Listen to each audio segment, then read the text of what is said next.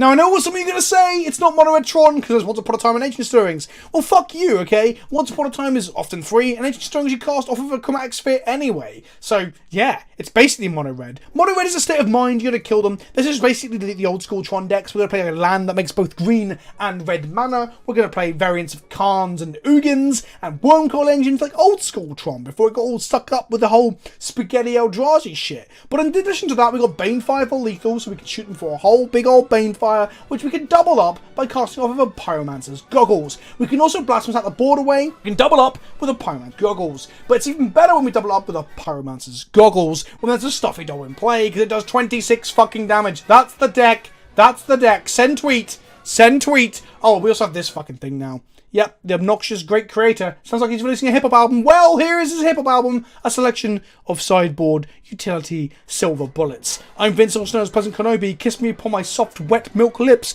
Let's play some fucking Modern.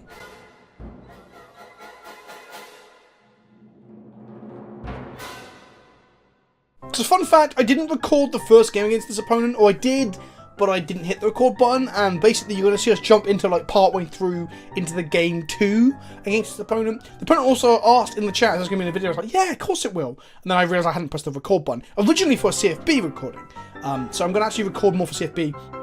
I'm going to play this out now for the video from my channel. Our opponent leads Mountain into Astrolabe, and we lead Carplution Forest into Expedition Map. Our hand has 2 lands, a Walking Ballista, a map, and some other shite, including the combo to an extent. Our opponent then goes Liquid Metal Coating, which makes me think this is some sort of Splinter slash Ancient Grudge land destruction deck, which seems like one of the worst matchups to key Mono Red Tron into. We drew Wormcoil Engine, play a land, pass to them, they play a land. On the end step, we fetch up a mine, they Liquid Metal Coating our forest, and then Abrade our forest, which feels less than good. We draw, we play the land that we've got off the map, we play a Walking Ballista for 1. On the upside, we did draw plants, so we got another land to follow up with. But if they have another Abrade or similar, we're going to lose another land, and we're going to be so far behind, it's going to be hard to win. And yeah, there's Abrade number 2. You fucking hate to see it. Hello, darkness, my old friend. We drew a second power plant, we play it, we got a Walking Ballista for 1. We could have attacked here and then pinged off the goose if they block with it, but that doesn't seem necessarily like the best thing to do. Our opponent plays a fucking Urza. They tap the construct for blue mana to play an Emery, that's right. Between Astrolabe, Goose, Urza, and Emery, that's it. And Snow-Covered Lands, 2019, the deck. We drew another Blasphemous Act, we play our second power plant and pass back. We're looking for a 4th land so we can cast our Khan, but then our opponent Ancient Grudges one of our lands away, and then plays a Saheeli. Now this is where it gets exciting. They Liquid Metal Coating the Saheeli, tapping it for blue, then they copy themselves, then they tap it for blue, then they copy themselves, then they tap it for blue, then they copy themselves, and I'm like, fucking what? Urza plus Coating plus Saheeli is infinite mana? I actually scoop it up at this point because I don't want to waste my opponent's clock, but part of me wanted to play it out so I could just see where this fucking wild ride was going. Where it was going was activating Urza like 42 times and playing the entire deck and then killing me, but I still wanted to see it. That was some crazy shit. We're gonna untap and we're going to let them draw a card. We're gonna draw Khan the Great Creator. Khan the Great Creator is gonna be good here because he's gonna allow us to... Well, they're gonna Liquid Metal Coating and blow up one of our Tron lands anyway, right? So we have to go get Crucible of World. Let's play Khan. Which actually turns off the Liquid Metal Coatings, actually. Even if I tick down, they can kill it with Goblin Engineer and Emery, but they can't replay the coating. So I tick up. Why did I tap on my lands? I could keep my fucking tower mana up so I can crack my sphere in their turn, but I'm a moron, so we ticked up Khan to avoid him dying next turn. This means that they can't Liquid Metal Coating our lands or our Khans. We get to untap with a load of Tron mana, extra red mana. Unfortunately, I didn't put a Stuffy Doll in the sideboard of this deck. Astrolabe from our opponent, doesn't tap for mana for our Khan. We played a Gilded Goose, make a food, and they're missing a land drop here. They're going to attack my Khan, fair enough, okay. Khan goes to 4. We're going to tap and draw a Banefire. We're going to play a Mine here. We're going to grab Liquid Metal Coating. We're going to crack this Chromatic Sphere for red mana here. Carplution Forest, we've got a red mana for next turn. We're going to cast Blasphemous Act, which costs us 4 mana from our lands. Then going to tap our tower, play our Liquid Metal Coating, and then we're going to turn off one of their lands in their upkeep. Khan the Great Creator, hey, what a fun magic card that is. I mean, turning off the blue source is good at stopping an Emery, for example. Liquid metal coating means they can also destroy like any other artifact I could grab with Khan off of this Ancient Grudge as well. Like, for example, if I get a Goggles, which is frustrating.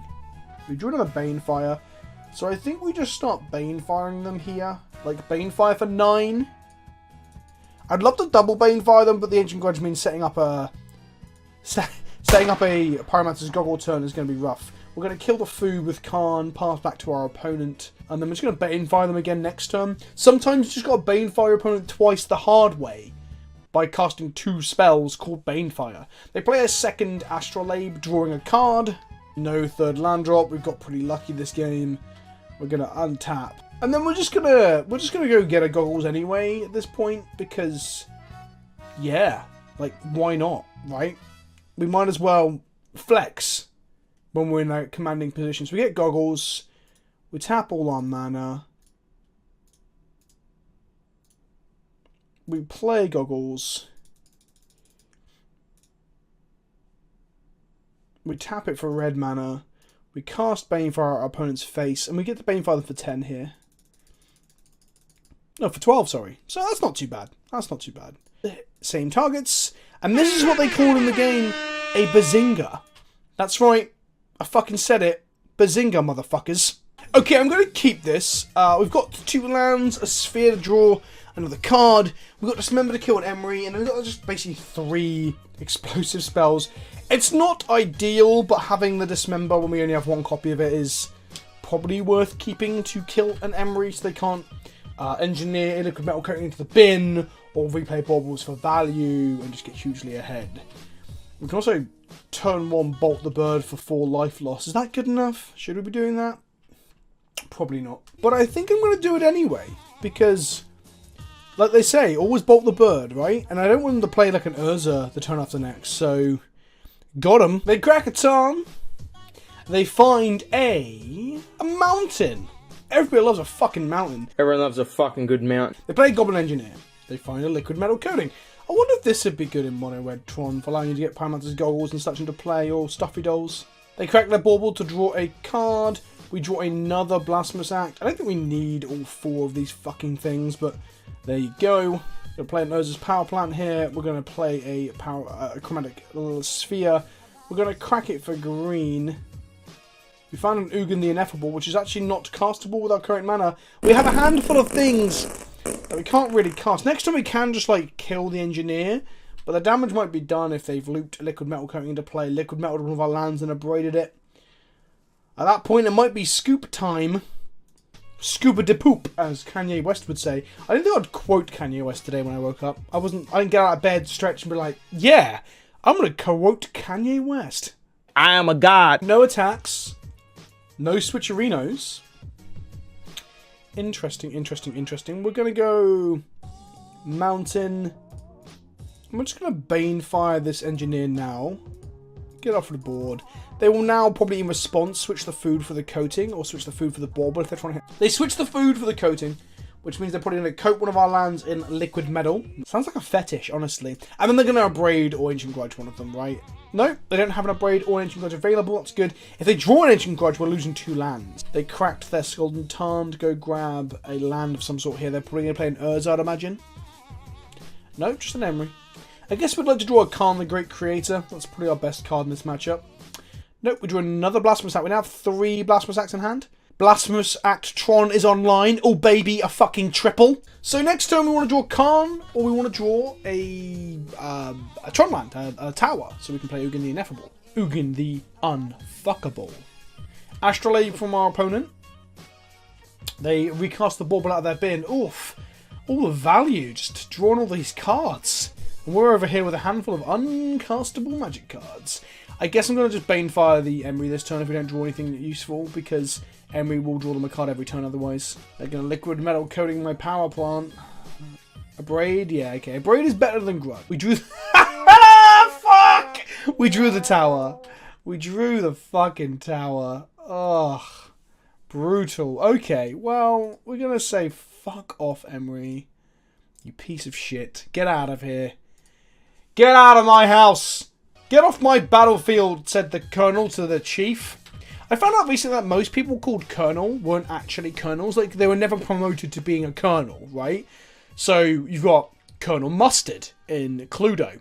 Like, that dude wasn't actually in the army. He was just some sort of weird, like, army fetishist. Like, he got a boner thinking about army maneuver. Then you've got our opponent playing Goblin Engineer over there. But then you've got Colonel Gaddafi. He wasn't a colonel either. Just when he took power, he was like, fuck it, I'm just going to call myself colonel. Because he was a fucking dick. Then there's our Colonel... Fuck, what's his name? Oh, no, the Colonel. I was trying to think of what the Colonel from KFC's name was. I think his name's just the Colonel. He's not actually a colonel. His parents called him the Colonel at birth. Because they really didn't like him.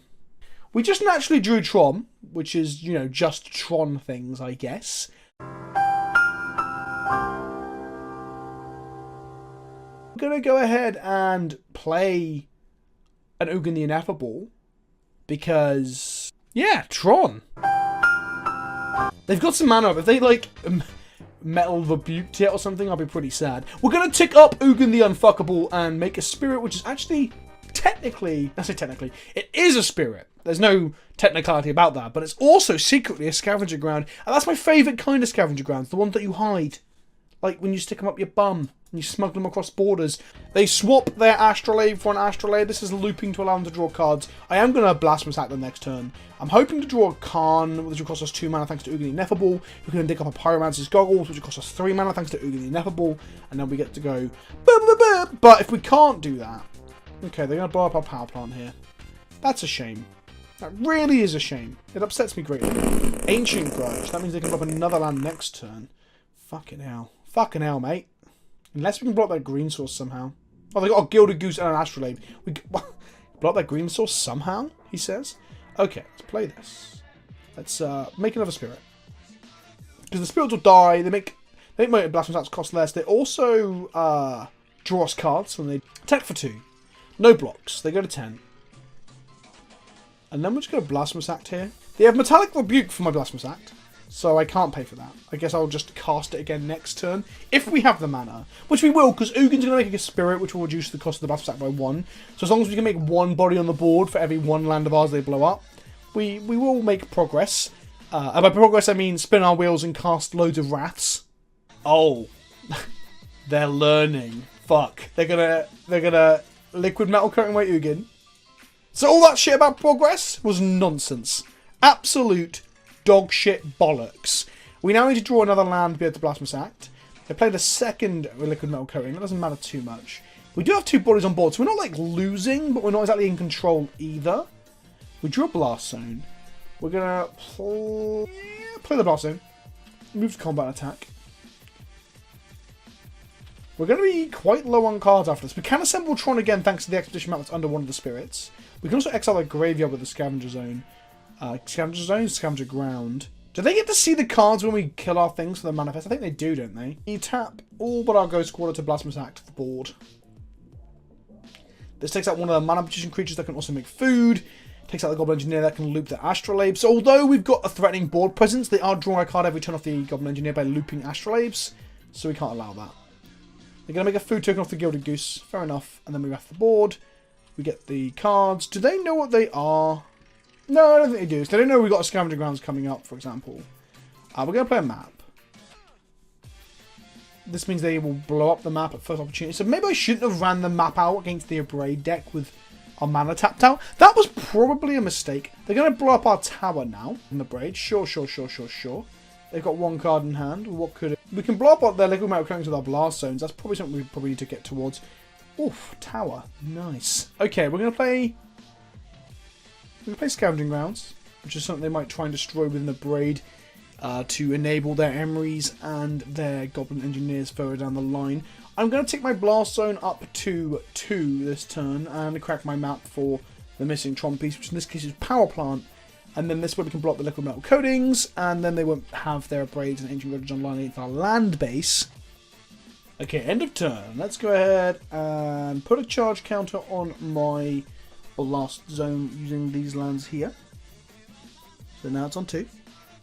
Then I'm going to crack our map with Scavenger Grounds and our Mine and go find Power Plant. Untap. We're going to draw a payoff for the mana on the lands we've got. Not quite. not quite. We're gonna use 1 green off of Carplucent Forest to cast Ancient Stirrings.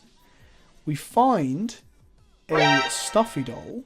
That is a way to kill our opponent off. So we play Stuffy Doll. Or say play Stuffy Doll. We put Stuffy Doll into our hand. We say any order on the bottom of our library. We activate Blast Zone. They're both the liquid metal coatings.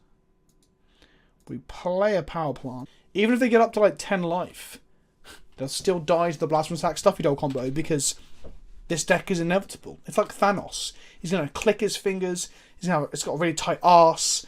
People on the internet go thirst over it and like get really fucking wet. And then I kind of I lost my train of thought there. I can't remember what we're talking about. That's really good for us. The Urza here actually allows us to cast the Blasphemous Act sooner rather than later.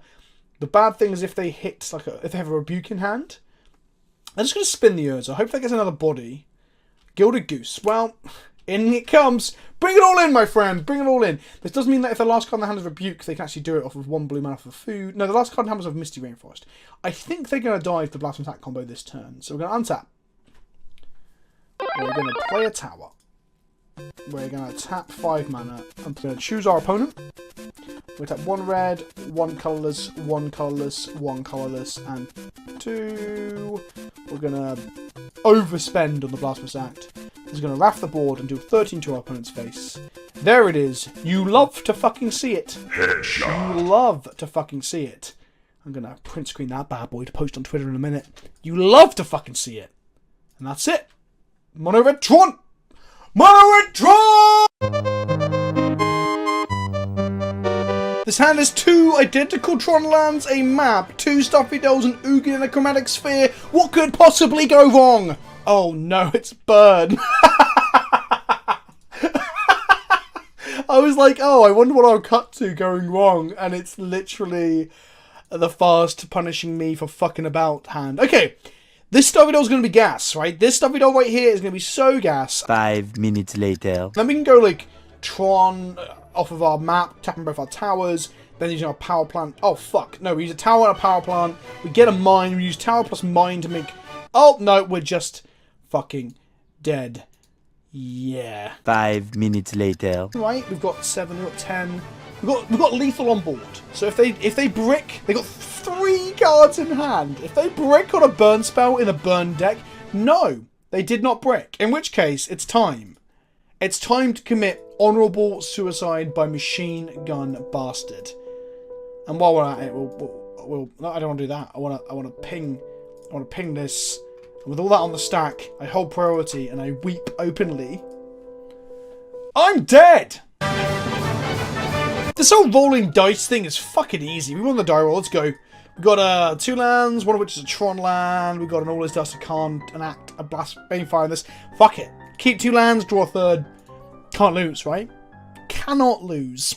I lead with Carplucent Forest instead of the Urza's Tower because I'm a fucking moron. Our opponent cracks a tongue, gets a steam vent, shocks themselves, and plays Sour Visions. If this is a Storm, then we do have like Cyborg Tech, like Trinisphere, Witchbane Orb. But yeah, we don't really want it to be Storm.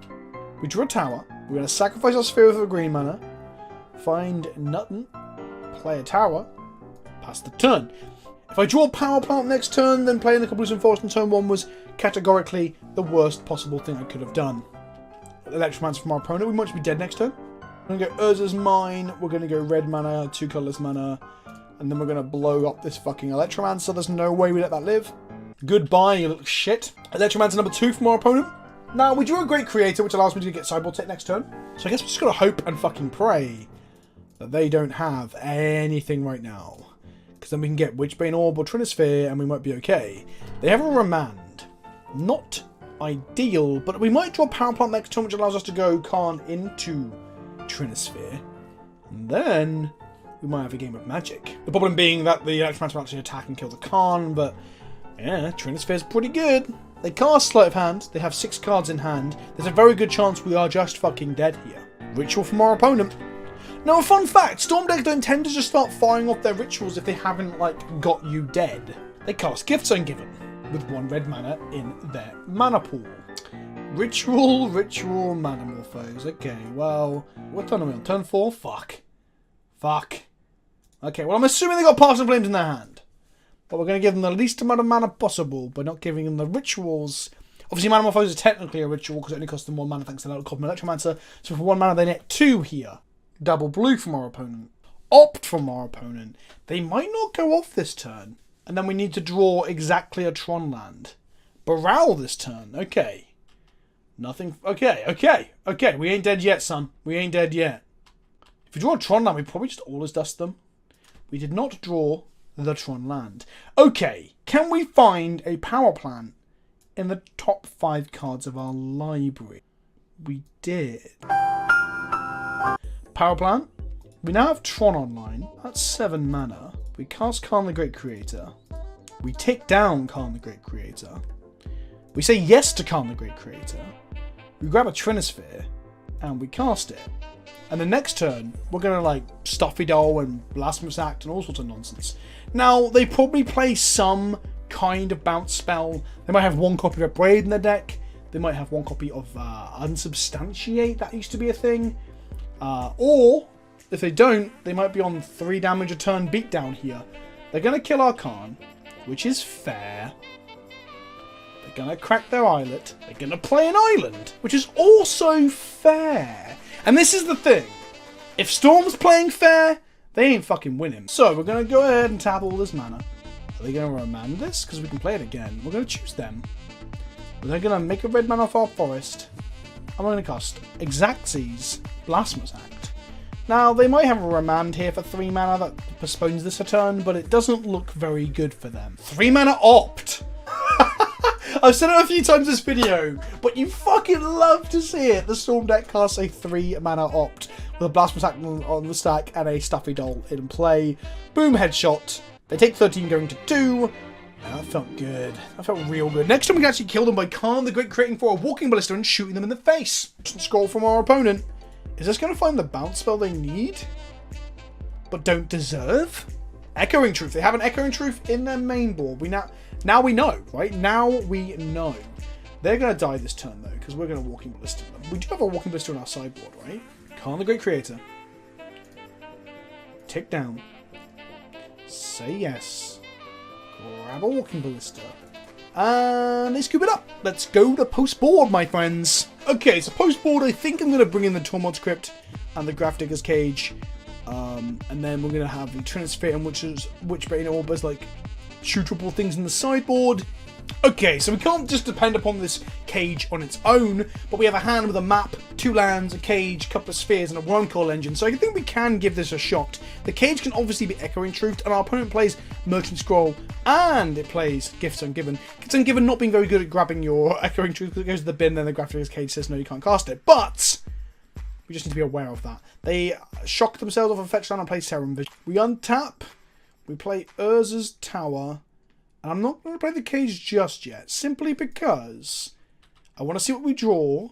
Also, if they play a 2 mana, like a cost reduction reducer next turn, then they can't remand it. So it's fine. That's Electromancer from our opponent. Tap. We're going to draw another tower. We're going to crack this for green. We find a forest. We're going to cast Ancient Stirrings. We're going for an actual forest, because I don't play any of those, because I'm a fucking idiot. We find a Kaplucin forest.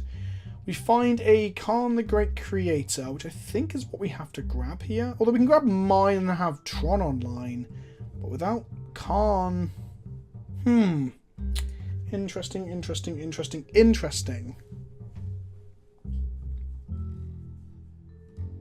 No, I'll grab mine. Just hitting them with a Wormcoil Engine is probably going to be enough, right? There's Grafdigger's Cage. Again, we can't rely on it, but it's still pretty good at slowing them down. Unless they have permanent answers like a Braid. I guess they probably have a Braid out of the sideboard. Cast Merchant Scroll. I guess this is going to go grab Echoing Truth. They're not going to use it this turn, though, I would assume. They're going to use it on the combo turn. They got Gifts Ungiven. They've got Echoing Truth in hand already. They're going to Gifts and then Echo us and then go off. We drew the power plants. We naturally drew Tron. Because sometimes it really be like that. Oh boy. Okay, we're going to cast Wormcoil Engine. They're going to probably remand it, but whatever. There it is. We're now going to play Sphere. And pass the turn.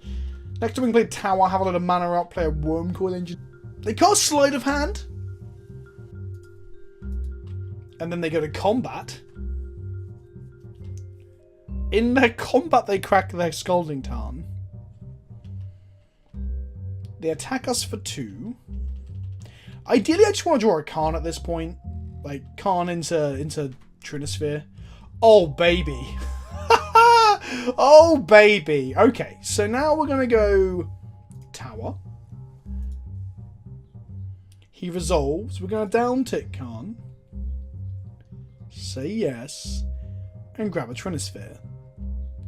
We're then going to cast Trinisphere. If they remand Trinisphere here, we just play it again with Urza's Tower. They cast Gifts Ungiven. I assume we're going to see like an Abrade and a... Yeah, there we go. So we've got a Grape Shot, Gifts, Mana Morphose, and an Abrade. I want to put Abrade in the graveyard. I'm not sure what else to put in the graveyard. So we've got a Grafdigger's Cage, so Past in Flames doesn't enable the graveyard. So the graveyard's kind of shut off. They can obviously Echo in Truth one of the things, like whether it be the Trinisphere or the Grafdiggers. They could have another Abrade or an Echo in Truth in hand, right? So they could untap and have both. Where they cost them 3 mana to block one and 1 mana to block the other. So I guess I put Grape Shot in the bin. Tell me in the chat below if you, in the comment section, god damn it Twitch, you're polluting my mind. Tell me in the comment section below how you would have split that gift pile. Okay, we're now going to tap our tower. Make a map. My puppy is playing on my lap, so there's probably a lot of noise. And then pass the turn. I should have done that before the Trinisphere, but if they remanded it, I could then replay the Trinisphere. So, although it looks like missequencing, it's correct. Our opponent plays a 3 mana Morphose, which nets them another 2 mana off of that, so they can play 1 more spell this turn. And it's a 3 mana Serum Visions. Alright. They will attack my Karn down to 1, no doubt. Fun fact, you should never uptick your Karn, make your Trinisphere under a creature attack, because when it's tapped, it turns it off. Don't make that mistake against Storm, my friends. I've done it once and I'll never do it again. Karn goes to 1. We drew a tower. We play a Wormcoil Engine, crack our Expedition map, we grab a Scavenger Grounds, play Scavenger. Now we can exile their graveyard if they go to cast Past in Flames. Didn't take up my Karn though, so I was too busy feeling smug about getting the line correct. And we beat Storm. We beat Storm with Mono Red Tron. I say Mono Red Tron. It's got the Mono Red Tron finisher, but in the middle of it all is just this fucking obnoxious card from 2019. Honestly, we can't have won this game. We would have gone and grabbed Walking Ballista, and they would have bounced it at Jason. We died. GG. That was a good game of Magic. We went 3-2 with Mono Red Tron. Oh, goodness gracious me. I thought we might have been able to manage a 4-1 there with it. Thank you for watching. I hope you enjoyed the video. Don't forget to like the video. Drop me a comment with what you think. Laugh at me for playing Once Upon a Time in this deck because it only ended up being good in like 1 of our 5 matches. And don't forget to subscribe and check out more content that I put out. I put out heavily edited stuff every other week. I put out long plays like this, or slow plays as I call them. I put out video content over on Channel 5 as well. I've got the podcast with Brian, the Professor of Tolarian Community College. I also put out box openings, live stream VODs, rants, discussion pieces. You fucking name it, I do it. Thanks for watching, and I'll see you all soon. Ta-ta for now.